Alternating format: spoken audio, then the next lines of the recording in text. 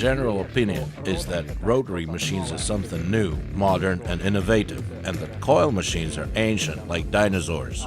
From the very start, I want to break down all the myth that there is anything innovative at all in the tattoo industry. Ink is still applied with a needle, as it used to be. Black ink has been made from coal for the past thousands of years. The same applies in regards to driving systems with rotary and coil machines. For example, some modern drive-type machines, the mechanisms are between 200 and 500 years old in design. Mechanics have existed for a really long time. There is something super innovative in our tattoo machines. An example of an innovation, a real innovation, would be using artificial muscles, high speed, inertialess, sharpness, allowing you to do stroke of any nature. But so far we don't have it in our tattoo machines. It hasn't even been invented in more advanced areas such as robotics. Right now you can see how our pen works inside. It's a pretty cool and advanced system, well balanced, well thought out and reliable. Actually, not even all manufacturers do it like that. The thing is that the principle is more than 100 years old, and it is used even in the simplest machines that help you drill a hole in concrete.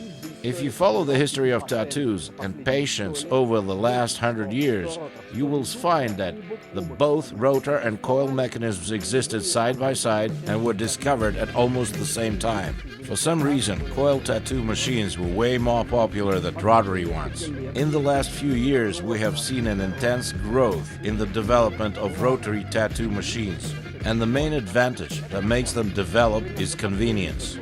For examples, in the last 20 years, I have seen with my own eyes 3 waves of fashion in regards to rotary tattoo machines. The first 2 ended very quickly with nothing, but the last wave continues and continues to grow, and it has turned into a huge tsunami. It's all thanks to cartridges, and only them, because they appear to be so much more convenient than classic needles. They tuned the whole market upside down and changed the nature of tattooing. The cartridge is what allows you to not have to assemble 5 different tattoo machines with various needles. They have bends and rubber bands and then cover all that with sleeves. You don't hear any rattling noise from the rotor. The weight is lighter. There is no vibration as there is with coil machines, and there is no insanely complicated setting of the coil. The funniest thing is even a Chinese rotary will actually work. Unlike many coil ones, even from very famous builders that just don't care much about the process and produce faulty goods that won't work properly. This negligence from the builders, in my opinion, causes enormous damage to the whole industry of coil tattoo machines. I preach to all the builders who produce coil tattoo machines to be responsible in their production and not put in the description that the machine works easily with 49 magnums, which it stretched the skin with 7. Fuck! So why are coil machines are still successfully sold and used by really cool artists? Can't those geezers retrain? Don't they care about the rattle and vibration that destroys their fingers? It's not all that simple, guys. Many of them are used to the highest speed and quality that they can only achieve with well-set coils and pre-made needles. Don't think that they have tried some super-duper modern rotary machines. These guys tried it. They're on the front line. They tried everything. So here are the characteristics of the classic rotary stroke. The closer the needle tip to the lower point, the lower the speed. That's completely different from the coil. So the speed at the lower point depends on the stroke and RPM, and the puncture is more pressing than it is sharp like with the coil, so you don't feel it with your hand as well as with the coil machine. The frequency of your machines and how it works depends directly on supplied voltage. That's useful too. Then rotary machines are also unstoppable. The needle always reaches the amplitude lower point, unlike coil machines where the needles can go higher if you pick the machine right and the voltage is not too high. The characteristics of a coil stroke are high speed at the amplitude lower point and a sharp puncture perfectly felt by the hand. This exact sensation you feel working with an accurately tuned coil machine. With your eyes closed, you can feel that you have made a perfect line. Changing the spooky voltage does not change your frequency, it only changes power. Roughly speaking, it depends on the size of the needle or how complicated the skin is. Then there is such thing as stopping power of the needle, unlike rotary tattoo machines. If you have a coil machine accurately picked for the right size of the needles and for the right work, changing the voltage, you can set it perfectly for the skin type and enjoy unbelievable control.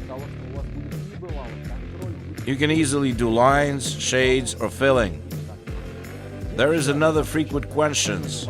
Why does a coil machine work worse with cartridges than a rotary one? This is because of the springs interfering with each other. It messes the builder's design characteristics. With all that, the machine can still work. But overall, it won't perform the same as it was intuited to with remade needles. It also causes more pressure on the front spring and it can break down. It doesn't happen all the time. Many people successfully work with the coil machines, including ours with cartridges, but personally I don't recommend it. Why are coil machines still alive? Just because it gives wonderful feedback and as a result high speed and amazing control over the process? It makes stunning fast clear lines. Many ornamentalists still only work with coil machines and they just love it, even though they have tried lots of rotors. One of the biggest problems of the coil's setting, especially after the spring breaks. I still remember how some machines with permanently breaking springs caused me a lot of troubles. I had to change them all the time and set the machines, though I know how to change a spring very quickly and set any coil machines. Beginners, when they break the spring, can be terrified. For them, it's a catastrophe. Changing the spring can be hard for a beginner. So I have been struggling for a long time to try and find a solution. I didn't want the spring to break at all in my machines. I wanted artists who work with them to just enjoy it without worrying that something can break in the middle of the process. I spent more than half a year developing a technology of Unbreakable Springs. All that time I was experimenting, searching, and consulting with various unique specialists in spring steel. In the end, I found a certain brand of spring steel and made spring out of it. With the method of electroerosion, cutting so as not to damage the metal structure of the edges, which is what happened with mechanical cutting. Then there are a couple more steps of metal work, and the final one is lattice crystallization of already made and bent springs. That reduces the casting stress and increases the spring's service life by 10 times. All that I am telling you about, the whole cycle, we implemented into our own manufacturing, where we control every little step, and now we have super springs that are really hard to break. There is one more interesting point about the coil. It is a minus and plus at the same time. The coil can be very narrowly specialized. For examples, we produce 5 types of setting for coil machines. It seems to be a lot, but every one of these types used with the needles of particular size and for the work it was initially set for gives you an incredible result and pleasure from work. I want to tell you about these 5 types of settings so that you could choose exactly what you need in your work and just enjoy the process. Get full control and over the needle and the skin. Just pure please in spite of the noise. So, delicate liner or fine liner? This type of setting I created back in 2013 as a response to multiple requests from tattoo artists. They wanted something that would work perfectly with fine needles, and I thought that you could just take a regular powerful liner, lower the voltage, and get an awesome result. It wasn't that simple, and when I started experimenting, I realized that if you changed the settings in the certain way, you would work with finer needles, like 3, 5, 7, and even 9, and do it much faster. This machine is more forgiving of mistakes. You don't have to control it as much with your hands. So such a machine deserves to be used especially for those who often work with fine needles and don't want to control their hands a lot. So with the right needle and correctly set voltage, this machine lets you make very fast lines and forgives unsteady hands. It is made for quick work in one go. You do lots and lots of lines and everything will be great. Then there is our mid-power machine. It is the Pro Liner. This type of setting is one of the oldest. I made it back in 2007 after almost a year of experimenting every day. I made a machine in the morning. During the day I used it in 1 or 2 sessions. In the evening, I worked on the mistakes and changed some characteristics in the frame. Since then, I have been optimizing settings of the machine from time to time, and now what I have as a result is a regular everyday line that every coil lover must have. With this machine, you can work with the whole spectrum starting from 3RL and ending with 18. It punctures well. It does everything, but keep in mind it can be too powerful for 3s and 5s. So you would have to control it with your hands. And on some tougher parts of the body with 18RL, you may also need to increase the voltage. So the happy medium is 7 to 11. With these needles, it works divinely, leaving amazing one-pass lines. Just go and do it. Then there is our third line, a powerful liner. It also works as a cutback shader, so it is usually a black and gray or realism shader. It is a shader that performs pretty fast and doesn't leave any big dots. So it is a very smoothly working machine for filling shades. At the same time, with this machine you can do perfectly thick lines from 11 to 19. It's just a pure please. You can perfectly feel the needle with your hands, get amazingly thick lines. You can use these RS needles with it and just get big thick lines that heal very well quickly. They don't get blurred, you puncture them evenly. So if you want more power, increase the voltage a bit, and at gentler parts, lower it. It is really a machine for everything. With just this machine alone, you can do any kind of work. Yes, for some things it's more convenient, for other less. But it is our most multifunction option. It is exactly in the middle of our range. It combines the best of what a liner can do with the best of what a shader can do.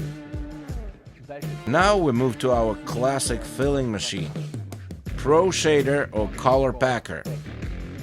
It's a machine that I also created a long time ago and have been perfecting it for many days and years. It is the best for automatically applying all kinds of ink fast, from thin to very thick and heavy.